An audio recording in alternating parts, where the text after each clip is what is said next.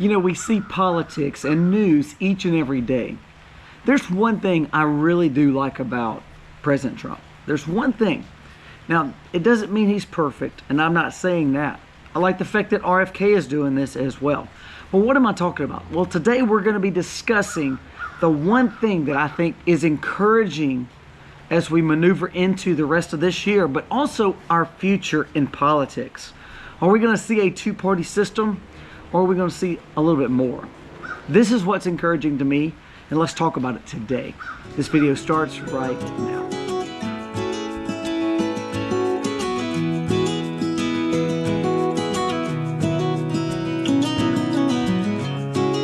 Hey guys, welcome to the Max. As you can hear, I still have a crazy voice. Still trying to battle all this stuff. What's so crazy is I also, I got hurt yesterday, and I'll show that in the vlog on the Max Life. But I'm telling you, I really messed myself up. So I'm kind of under the weather. It's raining. It didn't stop chores, of course. We still went out and milked and did all the things we had to do, but it was a lot harder. So check out the vlog and you'll see kind of what happened to me on that channel. Now, let's talk about today. Let's talk about some of the things that makes me happy and gives me encouragement for the future in politics. Not the future in the Republicans or Democrats, not even the future in the conservative Republicans, but the future of politics. Now, I told you yesterday there's been a major awakening across the world, and you're starting to see more populist candidates, more libertarian-style conservatives start winning these elections. It started with Italy. Now, I'll be honest with you, she's not been too impressive, but Argentina and Netherlands have been rather good. You see movements in Hungary and things like that. So you're seeing encouraging steps towards global governments that are leaning away from the globalist movement of the left. That is excellent to see.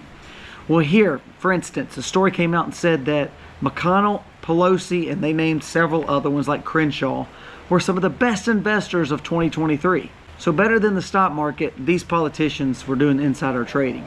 So that's the kind of the status quo I'm talking about. I'm trying to get away from that, and I hope that our politics and our system of government will get away from this kind of system, because what it shows is Democrats and Republicans are alike. What am I talking about when I talk about Trump and even Kennedy? What has transpired every time we hear that a major network in the Republican National Committee has done a debate? Trump has went against it, and he's done his own rally, he's done his own interview and his own town hall. And just about every time he's demolished the ratings and the viewership of the debates. What that shows to me is, yes, he's got an R behind his name, but I love the fact that he's going to the people. He's not doing anything else other than just talking to the people. There's no set agenda. There's no set timing. There's no set debate between all these people who are not going to have a chance to beat him. I love the fact that he has kind of done this populist movement lately of saying, you know what, I'm not going to debate them. You know what, I'm not going to give them the time of day.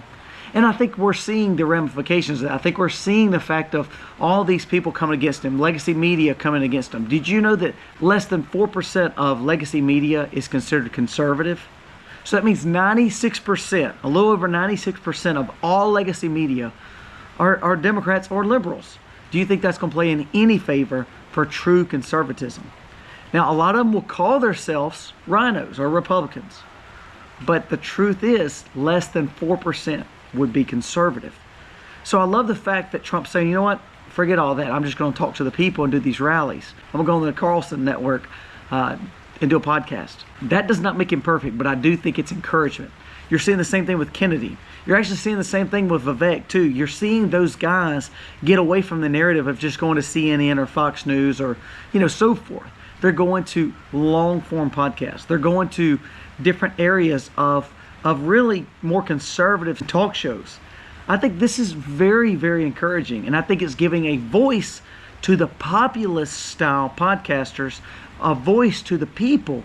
Because people like PBD, people like Megyn Kelly or Tucker Carlson, yes, they've all been around the big news hits and the big medias, but they're all doing something different. The Tim Pools, the Candace Owens. I love the fact that those kind of people are getting the traction and getting a voice in the populist conservative movement and kind of staying away from just Fox News.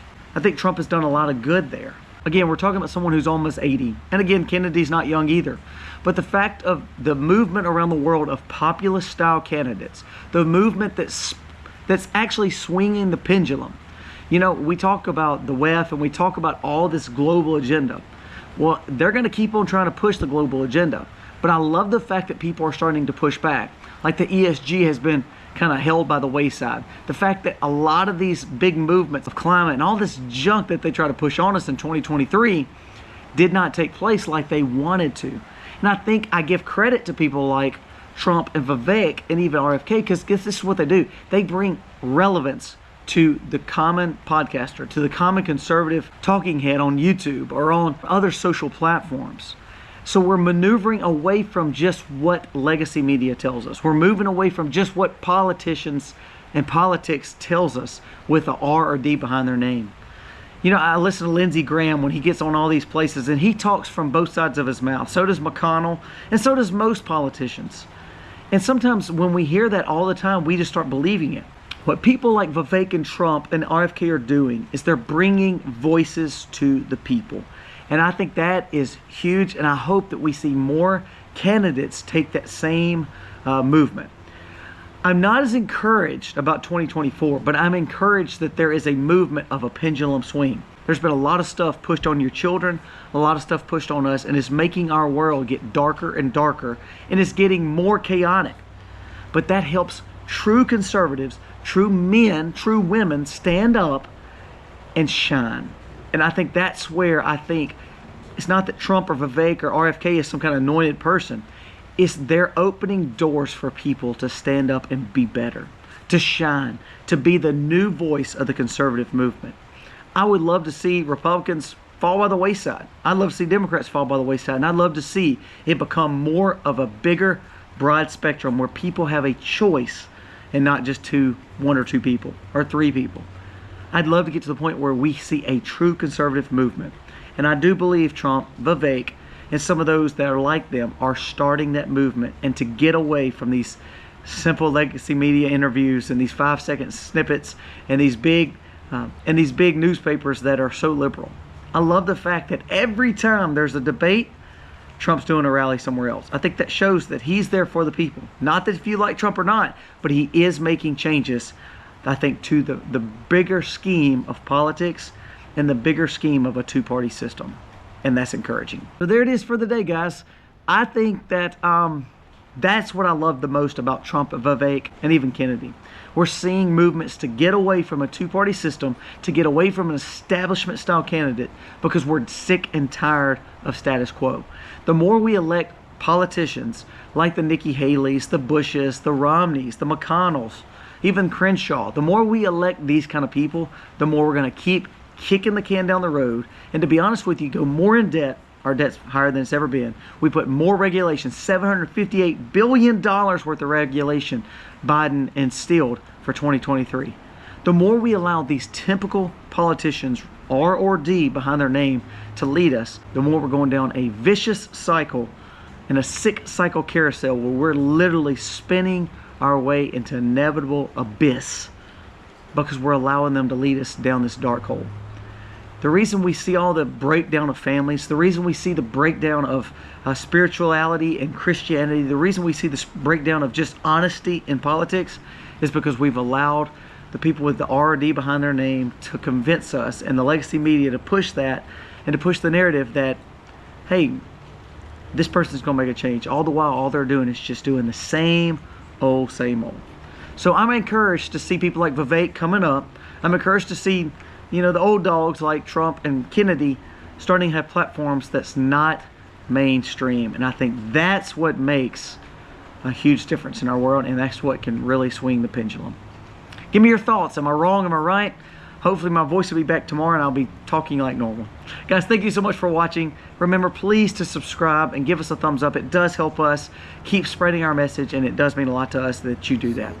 Thank you for watching. God bless. Happy homestead, y'all. The river's gonna cry when you're gone.